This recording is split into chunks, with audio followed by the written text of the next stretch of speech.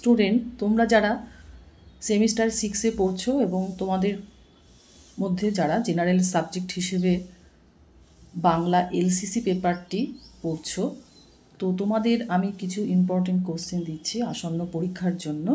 তোমাদের এই পোর্শনে রয়েছে সাময়িক পত্র ও কথা সাহিত্য।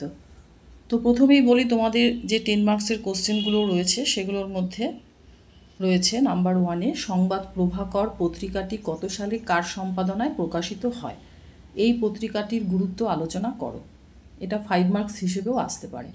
নাম্বার 2, তত্ত্ববোধিনী পত্রিকাটি কত সালে কার উদ্যোগে প্রকাশিত হয়? এই পত্রিকাটির গুরুত্ব ও অবদান আলোচনা করো। নাম্বার 3, কল্লোল পত্রিকা কত সালে কাদের যৌথ প্রচেষ্টায় প্রথম প্রকাশিত হয়? এই পত্রিকাটির মাধ্যমে কিভাবে আধুনিক বাংলা সাহিত্যের সূত্রপাত ঘটেছিল? এটাও 5 মার্কস হিসেবে আসতে পারে। আচ্ছা, এবার আসছি নাম্বার 4-এ সবুজপত্র কার সম্পাদনায় কবে আত্মপ্রকাশ করে? বাংলা গদ্য সাহিত্যের ইতিহাসে এই পত্রিকাটির অবদান আলোচনা করো। নাম্বার 5, সাহিত্য রচনার ক্ষেত্রে পরিচয় পত্রিকার গুরুত্ব আলোচনা করো। এটা 5 মার্কস হিসেবে আসতে পারে। 6, রজনী উপন্যাসের নামকরণের সার্থকতা বিচার করো। এটাও 5 মার্কস হিসেবে আসতে পারে। নাম্বার 7, রজনী উপন্যাসে ঔপন্যাসিক যেভাবে রজনীর চরিত্রটি পরিকল্পনা করেছেন তা নির্ণয় করো। 8, রজনী উপন্যাসের লবঙ্গলতা চরিত্রটি বিশ্লেষণ করো। 9, রজনী উপন্যাসের শচীন্দ্র চরিত্রটি বিশ্লেষণ করো। নাম্বার 10, রজনী উপন্যাসের উপকাহিনী সংযোজনের সার্থকতা আলোচনা করো। 11, আদাব গল্পটিতে যে মানবিক আবেদনের পরিচয় পাওয়া যায় তা লেখো। যে কোশ্চেনটা রয়েছে সেটা হলো, ধর্মান্ধতার বিষময় ফল ও পরিণতিকে ছাপিয়ে আদাব গল্পটি হয়ে উঠেছে সম্প্রীতি ও মানবতার প্রতীক, আলোচনা করো। নাম্বার 13, টোবাটেক সিং গল্পে দেশভাগের যন্ত্রণা ব্যক্ত করো। 14, চোর গল্পের নামকরণের সার্থকতা বিচার করো। 15, ছোটলোক গল্পে প্রকৃত ছোটলোককে তার পরিচয় দাও। এবার আসছি আমি 5 মার্কসের কোশ্চেনে। নাম্বার 1, বাংলা সাহিত্যের বিকাশে বঙ্গদর্শন পত্রিকার গুরুত্ব আলোচনা করো। ওকারটা পড়েনি, করো হবে। নাম্বার 2, বাংলা সাহিত্যের সামগ্রিক বিকাশে ভারতী পত্রিকার ভূমিকা আলোচনা করো। নাম্বার 3তে দেখো রয়েছে রেকর্ড গল্পটির বৈশিষ্ট্যের পরিচয় দাও।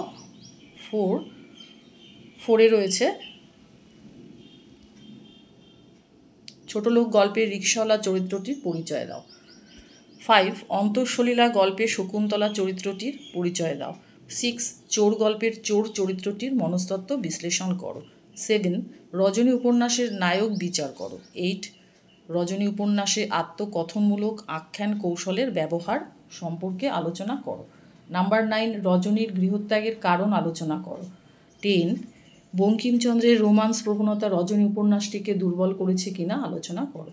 11, অমরনাথ চরিত্রটির বৈশিষ্ট্যগুলি লেখো।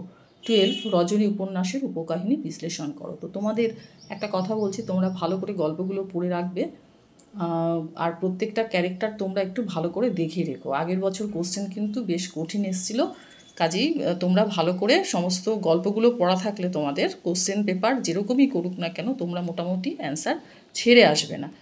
আচ্ছা, এবার আমি আসছি কিছু টিকাতে। দেখো, টিকাগুলো 5 মার্কস হিসেবেও আসতে পারে। প্রথমে রয়েছে দিগদর্শন, তারপর কবিতা, বঙ্গদর্শন, তত্ত্ববোধিনী, উঁতে আছে কালিকলম। তো চয়ের কোশ্চেনটা পড়বে না, এটা এবছরের জন্য ইম্পর্টেন্ট নয়। 6তে আছে রজনী উপন্যাসে পাশ্চাত্য প্রভাব।